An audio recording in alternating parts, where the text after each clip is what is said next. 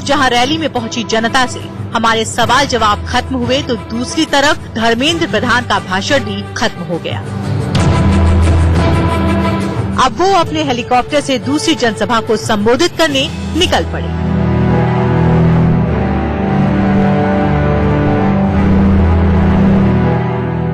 BJP में जब भी धर्मेंद्र प्रधान के बारे में बात की जाती है तो लोग कहते हैं कि ये पार्टी के लकी चार्म है, यानी जिस भी राज्य में प्रभार इनको दिया जाता है वहाँ पार्टी का प्रदर्शन लगभग हमेशा अच्छा ही रहा है।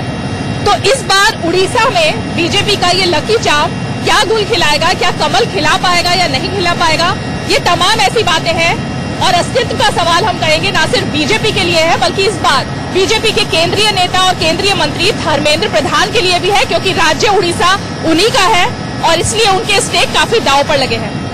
लकी चार्म है आप पार्टी के, ऐसा कहा जाता है। इस बार उड़ीसा में प्रधानमंत्री जी की नेतृत्व का और उनकी कार्यशैली का और उनके कार्यक्रमों के ऊपर एक अपार विश्वास बना है। उसकी फायदा भारतीय जनता पार्टी को यहाँ मिलने वाला है। यहाँ की स्थानीय सरकार को 19 साल हो गया, कोई काम नहीं हुआ है, भ्रष्टाचार चरम पे है। ये सारे एक एंटी इनकम्बेंसी उनको सामना करना पड़ रहा है। एक तरफ मोदी जी की कल्याणकारी योजनाएं, दूसरी तरफ यहाँ की स्थानीय सरकार की नाकामी। दोनों में लोग जब तुलना करते हैं, लोग मोदी जी के साथ खड़े दिखते हैं। इसीलिए भारतीय जनता पार्टी इस बार उड़ीसा में सरकार बनाएगी और ज्यादा से ज्यादा लोकसभा जीता के ले जाएगी। धर्मेंद्र जी, 2014 में जब देश भर में मोदी के नाम का तूफान चल रहा था तो उड़ीसा वो राज्य था जहां पर कि ऐसा लगता है वो चक्रवात थम सा गया था। तो तब में और अब में आपको ऐसा क्या अंतर दिख रहा है कि इस बार बीजेपी काफी होपफुल लग रही है? देखिए, तब हम तीसरे नंबर की पार्टी होते थे। भारतीय जनता पार्टी की ऑर्गेनाइजेशनल कैपेसिटी, संगठनात्मक कैपेसिटी ये उतनी नहीं थी जो आज बनी है। पिछले 5 साल में जब से माननीय अमित शाह जी अध्यक्ष बने हैं, तब से उन्होंने कहा था कि उड़ीसा उनकी एक प्राथमिकता की राज्य है। उड़ीसा में उन्होंने प्रवास किया, हर एक साल 3-3 बार आए, जिला तक पहुंचे, जिला के कार्यकर्ताओं को तैयार किए, एक सशक्त राजनीतिक संगठन हम लोगों ने बनाई, जिसको आज चुनाव के दिनों में हम लोगों ने पूरी ताकत झोंक रहे हैं। जनता भी हमें साथ दे रही है। मोदी जी की नेतृत्व की विश्वसनीय नेता हमें काम आ रहा है। नवीन पटनायक को राज्य में मिस्टर क्लीन कहा जाता है, आपको नहीं लगता मिस्टर क्लीन कहा जाता है नवीन पटनायक को? उनकी जो मिस्टर क्लीन की इमेज है वो कहीं ना कहीं बीजेपी के आड़े आती है। देखिए, नवीन बाबू की वो इमेज एक बनावटी इमेज है। नवीन बाबू स्वयं ही सीबीआई की इंक्वायरी के अंदर है। उन्होंने केंद्रीय मंत्री रहते हुए जाली कंपनी को कोयला का ब्लॉक आवंटन किए थे। सीबीआई उन पे केस कर रही है, वो उनकी इंक्वायरी की दायरे में है। उसको उन्होंने अपने चुनाव वाले एफिडेविट में छुपाया था, हमने उसको प्रोटेस्ट किया है। आज उड़ीसा में कहीं भी जाइए, बिना घूस देते हुए कोई भी सरकारी काम नहीं होती है। उन्होंने आज तो हद पूरा पार कर दिया। केवंझर जिले में खनन माफिया के साथ उनकी साठगांठ है, ये हम लोग आरोप करते थे।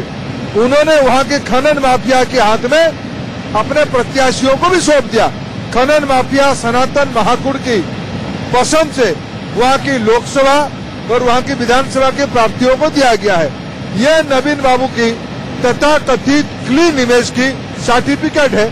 उड़ीसा की जनता इस बार उनको उत्तर देगा। बहुत सारे लोग बीजेडी से आपकी पार्टी में आए हैं, बड़े बड़े लीडर्स आए हैं, क्या इसी इमेज की वजह से बीजेडी छोड़नी पड़ रही है लोगों को और वो बीजेपी का रुख कर रहे हैं? देखो, बीजेडी एक राजनीतिक दल अभी बचा नहीं है, बिखराव की रास्ता में है। चंद लोग सालाना 10,000 करोड़ रुपया लूटने की एक षड्यंत्र के नाते बीजेडी को बना के रखे हैं। ये खूब जल्दी ये बिखराव के रास्ता में चला जाएगा। धर्मेंद्र जी, बीजेडी से जो इतने सारे लोगों को आप ले रहे हैं पार्टी में, क्या अभी भी पार्टी यहाँ पर इतनी मजबूत नहीं हुई है कि आपको डिपेंडेंट रहना पड़ रहा है असंतुष्ट जो लोग दूसरी पार्टी से आ रहे हैं? देखिए, राजनीति में ताकतवर होना ही पड़ता है।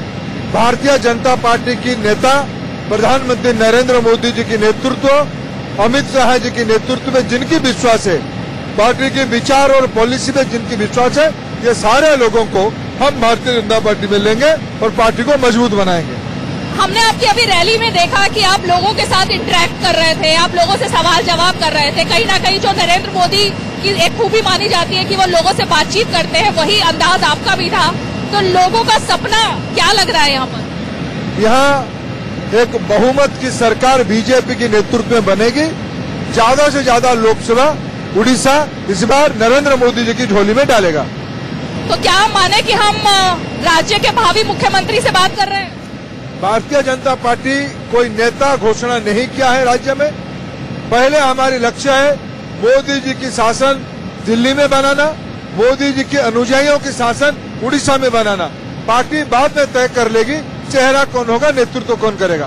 कांग्रेस राहुल गांधी को आप कहां पर देखते हैं राज्य में? अगर देखें पिछले चुनाव तक वो नंबर 2 की पार्टी थी, इस बार बीजेपी ने उसका स्थान लगभग ले लिया है। उनको कहां देख रहे हैं? यहाँ कांग्रेस पार्टी लंबे अरसों से बीजेडी के साथ अंदरूनी सांठगांठ कर लिया है। जो पीसीसी के अध्यक्ष है उन्हीं की परिवार के लोग बीजेडी की स्ट्रैटेजिस्ट प्रमुख सिपा सलार है। दोनों इकट्ठा है। खनन माफिया उनकी सूत्रधार है, बेईमानी उनकी सूत्रधार है, राजनीतिक नैरेटिव दोनों की एक है। दोनों नरेंद्र मोदी के खिलाफ है, दोनों केंद्र में अस्थिर सरकार चाहते हैं, दोनों नरेंद्र मोदी जी को हराना चाहते हैं। यह विषय को उड़ीसा की जनता भली भांति जानता है। धर्मेंद्र जी, देश भर में जब बात की जाए तो कांग्रेस ने अपने मैनिफेस्टो में भी बेरोजगारी को अहम मुद्दा बनाया है। राज्य में आप लोग पिछड़े जो रहा इतना राज्य अभी तक, उसको मुद्दा बना रहे हैं। तो बेरोजगारी का नारा आप देखते नहीं है कि यहाँ पर केंद्र सरकार के खिलाफ बहुत काम कर रहा है? देखिए, रोजगार दिलाने के काम उड़ीसा में राज्य सरकार की है। यहाँ की काफी जिलाओं में से लोग पलायन कर रहे हैं, मजदूरी करने के लिए बाहर जा रहे हैं। इसलिए यहाँ की नौजवानों में काफी आक्रोश है। ये गुस्सा राज्य सरकार के खिलाफ जा रही है। नवीन पटनायक अपने भाषणों में बार बार कह रहे हैं कि जब भी चुनाव होता है तो बीजेपी के नेता राज्य में आते हैं और वैसे कोई पूछता भी नहीं है उड़ीसा को। देखिए, मैं अभी के प्रधानमंत्री नरेंद्र मोदी जी पिछले 5 साल में 15 बार से ज्यादा बार उड़ीसा आए हैं। 2015 में आए हैं, 16 में आए हैं, 17 में आए हैं, 18 में आए हैं, 19 में भी आए हैं। 5 लाख करोड़ से ज्यादा विकास के काम नरेंद्र मोदी जी ने उड़ीसा में शुरू किया है। 40 लाख बहनों को एलपीजी पहुंचाया गया, 24 लाख घरों में बिजली पहुंचाई गई सौभाग्य योजना में, 8 लाख प्रधानमंत्री आवास योजना बनाई गई है। एनडीआरएफ की एलोकेशन 60-40 से बदल के 90-10 करके भारत सरकार की जिम्मेवारी बढ़ाई गई। डिस्ट्रिक्ट मिनरल डेवलपमेंट फंड बना के हजारों करोड़ रुपया उड़ीसा को दिया गया। नवीन बाबू अपनी नाकामी को छुपाने के लिए नरेंद्र मोदी जी की लोकप्रियता में ईर्ष्यान्वित होकर ऐसा बरगला रहा है। उनको इस बार करारी हार सामना करना पड़ेगा। कालिया स्कीम की बहुत बात हो रही है, जगह जगह पोस्टर भी हमने देखा राज्य में लगे हुए हैं कालिया स्कीम के। दूसरी तरफ राहुल गांधी ने कहा है कि वो 72,000 रुपए देंगे साल के। ये दोनों के कॉन्ट्रडिक्शन में बीजेपी क्या नारा देगी, क्योंकि ये दोनों मुद्दे ऐसे हैं जो जनता के दिल को छू रहे हैं? देखिए, हमने जो कहा वो कर दिया है। हमने पीएम किसान योजना शुरू किया, बजट में उसके लिए प्रोविजन रखा और लोगों की, किसानों के बैंक खाते में पैसा आने लगा है। उड़ीसा की सरकार उसमें सहयोग नहीं कर रही है, लिस्ट नहीं दे रही है। बाकी रहा 72,000 रुपये के बारे में, जो परिवार 4-4 पीढ़ी इस देश को शासन संभाला, लूटा, एंजॉय किया, जब सत्ता में थे कर नहीं पाए, अभी घड़ियाली आंसू बहा रहे हैं। यह योजना एक फेल कल्पना है। बाकी रहा कालिया। कालिया में ना पैसा है ना कोई सूची है।